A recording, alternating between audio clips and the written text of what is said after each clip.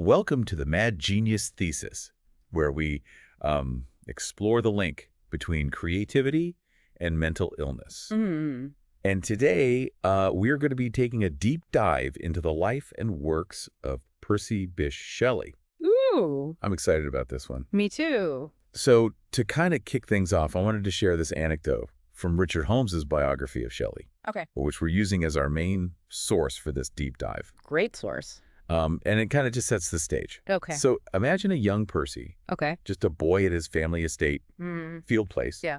Instead of playing like normal childhood games, he's leading his sisters on these elaborate adventures that are fueled by his fascination with the supernatural. So we're talking like ghosts and monsters. Ghosts, monsters, all things macabre. Yeah. Holmes actually goes into great detail describing these episodes. Oh, really? He even mentions how Shelley would like devour Gothic novels and annotate them with his own sketches of like devils and demons. It's like getting a glimpse into the early formation of a mind that's drawn to the darker aspects of existence. Exactly. Yeah. And one of his favorite books was called Tales of Terror. Okay. And his annotations are more than just doodles. They're detailed, grotesque even, Wow. suggesting a level of absorption that goes beyond just like childish curiosity. Right. It makes you wonder Mm-hmm. if this early fascination with the shadows foreshadowed the mental and emotional struggles that would later accompany his creative genius. It's a good question, right? Did these early encounters with the macabre plant a seed that blossomed into something more complex, maybe even troubling as he matured? Yeah, it's almost like he was drawn to those shadowy realms from the very beginning. Right. But to kind of move on to his school days, Okay. Holmes describes it as a fall from paradise for Shelley. So from the idyllic world of Field Place to the harsh realities of boarding school. Yes, exactly. Scion House Academy, then Eton. Yeah, They were known for their rigid discipline and social hierarchies. of course. So it's no wonder that a free spirit like Shelley would clash with that kind of system. He did. He was bullied relentlessly. What? He was ostracized for being different. And Holmes even describes an incident where Shelley, in a fit of rage, stabs a bully's hand with a penknife. That's a pretty extreme reaction. Yeah. You know? It speaks to a level of intensity and a passionate refusal to conform Yeah. that would later come to define his character. Right. It seems like these experiences left a deep mark on him, shaping his aversion to authority and his empathy for the underdog. Right. And those themes would really emerge in his later work. Yeah. His defiance was fueled by a deep sense of injustice, this hatred for any form of oppression, whether it was on the schoolyard or on the larger stage of society. Which brings us to a really crucial point. How did these formative experiences contribute to the development of his radical political views? Right. We have to remember that he was coming of age during a period of immense social and political upheaval. Right. I mean, the French Revolution had just sent shockwaves through Europe, and the ideas of liberty, equality, fraternity were igniting passionate debates all across the continent. And at the same time, England was grappling with its own internal struggles. Poverty, inequality, political corruption was rampant. Yeah. And Shelley, with his heightened sensitivity to injustice, was deeply affected by these issues. Of course, he wasn't content to simply observe these injustices. He wanted to actively challenge them. To be a voice for the voiceless. He devoured the works of radical thinkers like William Godwin, Tom Paine, Mary Wollstonecraft, absorbing their ideas about social justice, individual liberty, and the need for systemic change. And he wasn't shy about expressing these views, even when they were dangerous. Right. This is the guy who got expelled from Oxford for publishing a pamphlet called The Necessity of Atheism. Wow. He was deliberately poking the bear, Yeah. challenging the very foundations of religious and political authority. It's a very bold move, especially for someone from his privileged background. Right. He could have easily chosen a life of comfort and conformity. Yeah. But Shelley was driven by this deeper conviction, a belief that he had a moral obligation to speak truth to power regardless of the consequences. His unwavering commitment to his ideals is remarkable. Yeah. But let's not forget about the complexities of his family dynamics. Yeah. His relationship with his father was, to put it mildly, strained. Oh, yeah. The classic clash between a rebellious son and a staunchly conservative father, Right. Timothy Shelley, Yeah. was a wealthy landowner and member of parliament, a man who valued tradition, social order, and, of course, his own reputation. Of course. He had high hopes for him. Percy envisioned him following in his footsteps, becoming a respectable member of the establishment. But Shelley had other plans. Right. He saw his father as a symbol of everything he despised. The rigid class system, the suppression of dissent, the blind adherence to outdated norms. So their relationship became a battleground for their conflicting ideologies. Exactly. And this wasn't just a theoretical conflict. This had real-world consequences. Right. Timothy used his financial leverage to try and control Percy, threatened to cut him off if he didn't renounce his radical views. Wow. But Shelley refused to be bought, opting instead for a life of relative poverty rather than compromise his principles. He even went so far as to renounce his inheritance, Wow. choosing to live on a meager annuity rather than be beholden to his father's wealth and influence. That's a powerful statement. This act of defiance speaks volumes about Shelley's character. Yeah. He was willing to sacrifice material comfort for the sake of intellectual and moral freedom. It reveals a key aspect of his personality. He wasn't motivated by material gain or social status. He was driven by a deeper sense of purpose. Right. This desire to live a life aligned with his values, even if it meant going against the grain of societal expectations. It's almost as if he saw his rebellion as a form of self-creation, a way of defining himself in opposition to the stifling norms of his family and society. Interesting. And speaking of family, it's interesting to consider the influence of his grandfather, Percy Shelley, who was a bit of a rogue himself. Yes, the grandfather. A self-made man, eccentric. Very eccentric. He eloped twice with much younger women, Really? built this fantastical castle by the sea, and left a small fortune in banknotes scattered around his cottage. Oh, wow, that's quite a character. Yeah, talk about a colorful character. Yeah, It seems rebellion might have run in the family. it sounds like it. Did his grandfather's unconventional lifestyle serve as a model for young Percy? It's certainly possible while Percy's relationship with his father was fraught with conflict, Right. his grandfather may have represented a different kind of rebellion, Okay. one that was more whimsical, more about personal freedom and eccentricity rather than overt political activism. So perhaps Percy saw in his grandfather a reflection of his own desire to live life on his own terms, Yeah. to embrace unconventionality, even if it meant being misunderstood or ostracized by society. It makes sense. And this brings us to another significant figure in Shelley's life, his first love and muse. Harry Grove? Ah, yes. The object of his youthful affections? The inspiration for some of his earliest romantic poetry? Mm-hmm. They were young, both a bit rebellious and Oh, deeply smitten with each other. Sounds like a recipe for a whirlwind romance. Exactly. And their relationship was intense, passionate, and as was typical for Shelley, unconventional. Oh, of course. They eloped, much to their family's dismay, embarking on this whirlwind romance that would ultimately be short-lived. Right. But what's fascinating about this period is the way Shelley's emotional state seems to border on instability. Holmes describes him as prone to intense mood swings, sleepless nights pacing through graveyards, dramatic pronouncements about hating Christianity and not fearing madness. So it's almost like his emotions were constantly on edge. Yes, exactly. Yeah. It's a glimpse into the turbulent inner world of a young man grappling with intense emotions, radical ideas, and the pressures of societal expectations. Right. And it kind of raises this question, was this genuine emotional turmoil? Or was it, at least in part, the posturing of a young romantic poet finding his voice and persona? That's a good question. It's hard to say for sure. Yeah. But there's no doubt that Shelley was experiencing a profound inner transformation during this time. He was breaking free from the constraints of his upbringing, embracing radical political and philosophical ideas, and channeling those passions into his writing. And this intensity, this emotional volatility, is often seen as a hallmark of the romantic sensibility. Right. The Romantics celebrated the power of emotion, the sublime experience of nature, and the exploration of the darker aspects of the human psyche. Right. And Shelley, with his passionate nature and fascination with the macabre, was a quintessential romantic figure. Yeah, but this embrace of extreme emotion also had its downsides. It could lead to impulsive decisions, volatile relationships, and periods of deep despair. Right. And in Shelley's case, it seems to have contributed to the breakdown of his relationship with Harriet. Their paths were diverging. Shelley was becoming increasingly radical in his views, while Harriet, as she matured, seemed to yearn for a more stable and conventional life. Right. And the intellectual and emotional gap between them widened, leading to tension and ultimately a separation. And then, just to add fuel to the fire, Shelley gets expelled from Oxford for publishing The Necessity of Atheism. Oh, wow.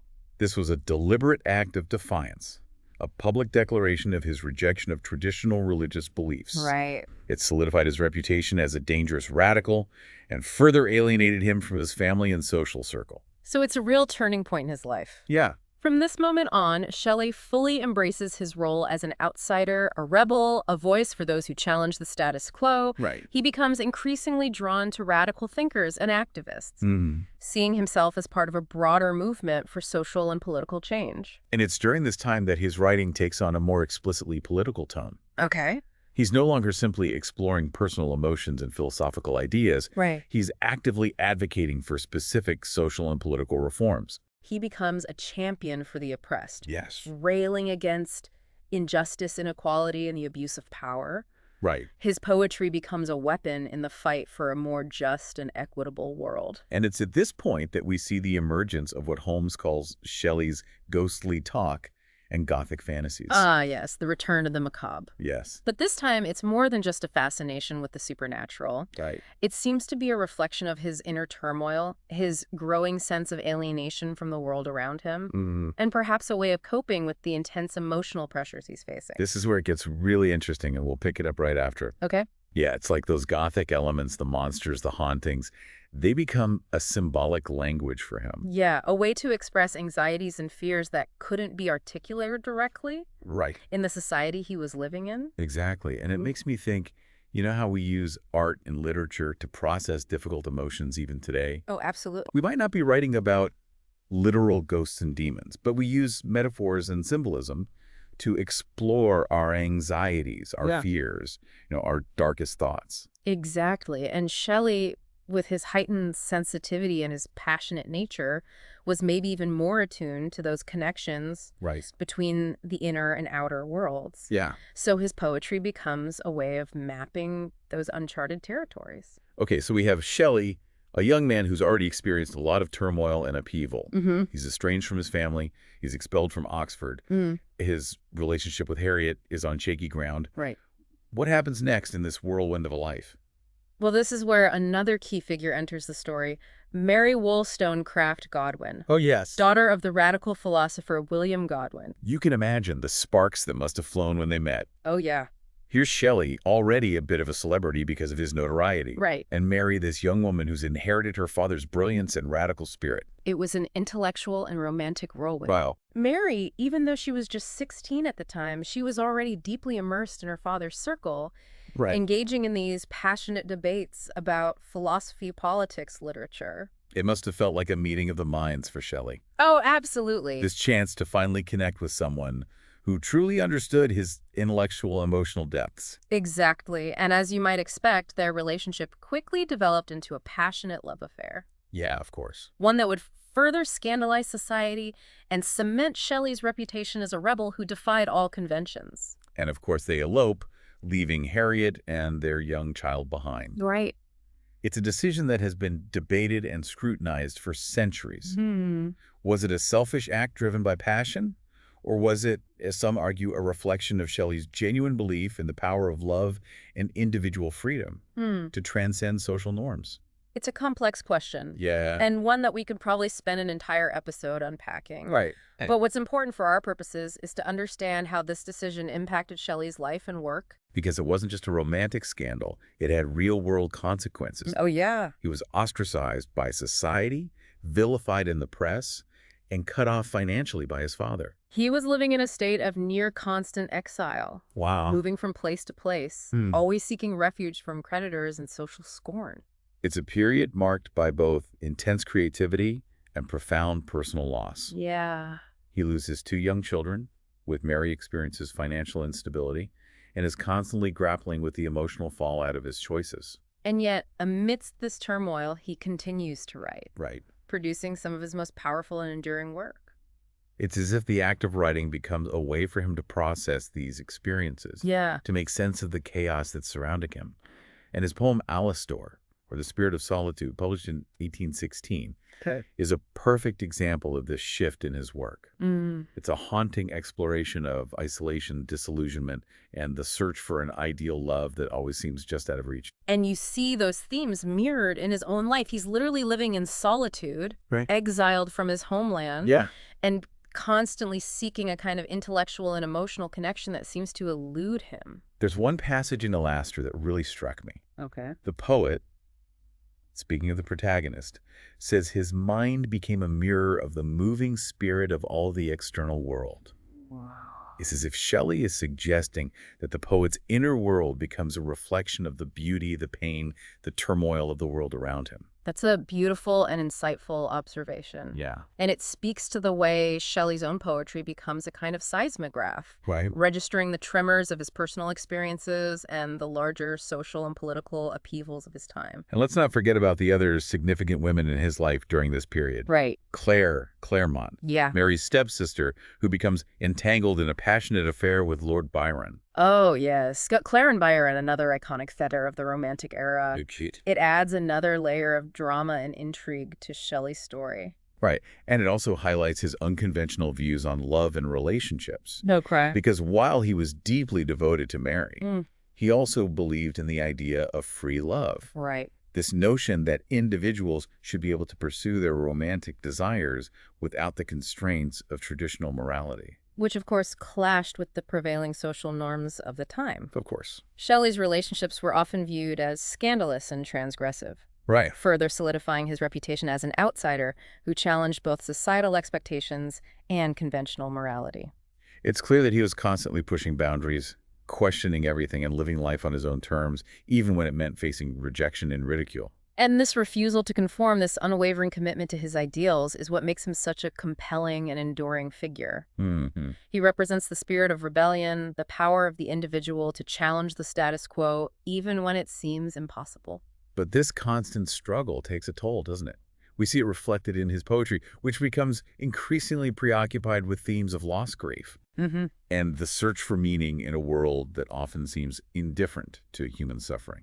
His poem Mont Blanc, written in 1816, is a powerful example of this shift in his work.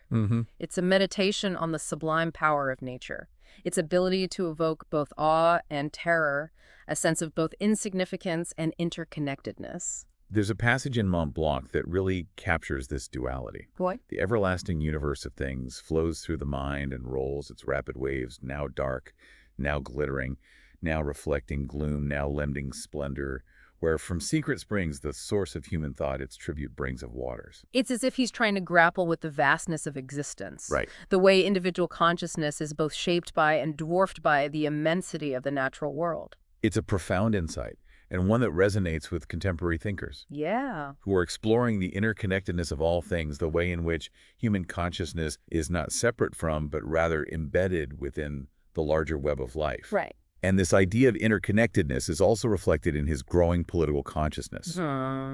He's not simply concerned with individual freedom and expression. Right. He's increasingly aware of the systemic injustices that perpetuate suffering and oppression on a larger scale. His poetry becomes more explicitly political, calling for social reform, challenging the abuses of power, and advocating for the rights of the marginalized and dispossessed. He sees art as a tool for social change. Right. A way to awaken the conscience of society and inspire action.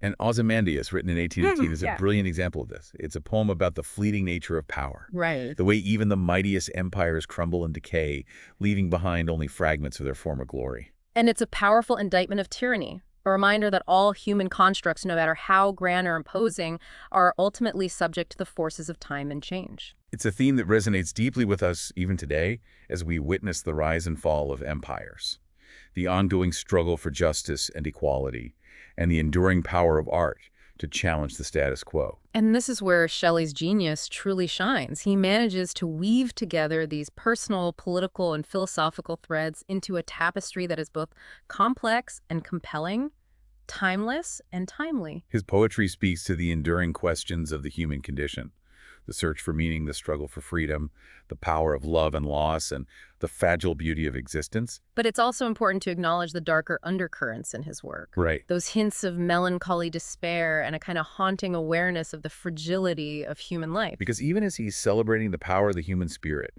he's also grappling with the shadow side of existence. the inevitability of death, and the ways in which our lives are shaped by forces beyond our control. And this is where we circle back to the question of his mental state. Right. Was there a connection between his creative genius and his emotional turbulence? Was there a touch of madness in his brilliance? It's a question that has intrigued biographers and critics for centuries. Yeah. And one that we'll continue to explore as we delve into the final chapter of Shelley's life. Because it's in his later work, those poems written during his final years in Italy, that we see the full flowering of his genius, Right. but also the deepening of those shadows that had always haunted him. And it's a chapter filled with both triumph and tragedy, one that will ultimately solidify Shelley's place as one of the most iconic and enigmatic figures of the Romantic era. So we were discussing the darker parts of Shelley's work and wondering how they connected to his mental state. Yeah. Like he could feel a tragedy coming even while he was trying to make beauty and find meaning in the world. It's true, there is this push and pull between light and dark, hope and despair in a lot of his writing. Right, and it becomes even more obvious in the poems from his last years in Italy, like Ode to the West Wind, The Mask of Anarchy, and Adonis. Yeah, they all tackle these big ideas in their own way. Okay, so let's start with Ode to the West Wind from 1819. Okay. It really captures that feeling of being swept up in history, wanting change and renewal, a kind of rebirth. It's so powerful, so full of energy and longing. Yeah, you can practically feel the wind in the words, Right. bringing both destruction and the promise of new beginnings. Exactly. Shelley uses the wind as this metaphor for revolution, Yeah. the force that can wipe away the old and bring in a new age of freedom and justice. But it's also scary, right? Oh, for sure. It can create and destroy. And that's a lot like Shelley's own life at the time. Right. Personal loss, political disappointment, but finding comfort in nature and his writing. He's trying to pour that wild energy into his work, make his poetry a tool for change. So wake people up and get them to act. Yes. Then there's The Mask of Anarchy, which he wrote after the Peterloo Massacre in 1819. Right when those peaceful protesters were attacked just for wanting reform. It's a powerful statement against violence and a call for peaceful resistance. It shows how involved he was in politics. Definitely he used his art to fight injustice. And it's incredible how he took his anger and sadness and made it into something so beautiful and lasting. He doesn't hide how awful it was, Yeah. but he still gives us hope. Right. Even after something so horrible, he believes people can be strong and win in the end. It's a great example of how art can change things. Yeah. How it can speak for people who don't have a voice, challenge the way things are. And give us hope even when things are dark. Exactly. And then a few years later, in 1821, he writes Adonis. An elegy for John Keats. Right, the young poet who died so young. Only 25. It's a poem about death, grief, and how art can live forever. It's very personal and moving. Yeah, full of sadness and loss. But it also honors Keats' talent. Right, it's Shelley's way of making sure his friend's work isn't forgotten. There's that line where Shelley says Keats was a young tyro of the lyre and that his soul was like a star and dwelt apart. It really shows us how special Keats was. Yeah, sensitive, almost otherworldly. And you can see how Shelley connected with him. Right, two artists who weren't appreciated by the world. I think Shelley saw himself in Keats's story. That feeling of being different and how hard it is to be an artist when the world doesn't understand you. Adonis really makes you think about how death is always there. Yeah, that even the brightest people can be gone too soon. It makes you wonder if Shelley knew his own time was short. And he was right. Yeah, just a year after writing that poem in 1822, he drowned in a boating accident off the coast of Italy. He was only 29. Such a tragic ending. It's sad to think of all the things he could have done. But even in death, he became a legend. Right? A symbol of those romantic ideals. Yeah, pursuing beauty, truth, and freedom no matter what. And we're still asking questions about his mental health today. Trying to figure out if he was a mad genius. Or just someone with incredible sensitivity and imagination. Whose work shows us the highs and lows of being human. Maybe the answer is somewhere in the middle. It could be. He was definitely complicated, capable of great things, but also prone to dark moods and anxieties. And that's what makes him so interesting to study. Right. It reminds us that genius can be painful. That the same things that fuel creativity can also lead to trouble. So maybe those hints of madness, those glimpses into the dark parts of the mind, aren't weaknesses, but key parts of what makes a genius. Maybe it's being able to see both the light and the shadows. that lets artists create works that affect us so deeply? That touch our hearts and minds in ways we can't explain. These are questions that will always be debated. Right, just like people will keep reading and finding new meanings in Shelley's poems. That's what makes this whole topic so fascinating. It is the human mind, creativity, and the power of art. Things we'll always be drawn to. Yeah. And that's all for this deep dive on Percy Shelley. We encourage you to read his work and see what you think about the connection between creativity and mental illness. Great advice. Keep searching, keep questioning, and keep exploring what it means to be human. That's what it's all about. See you next time.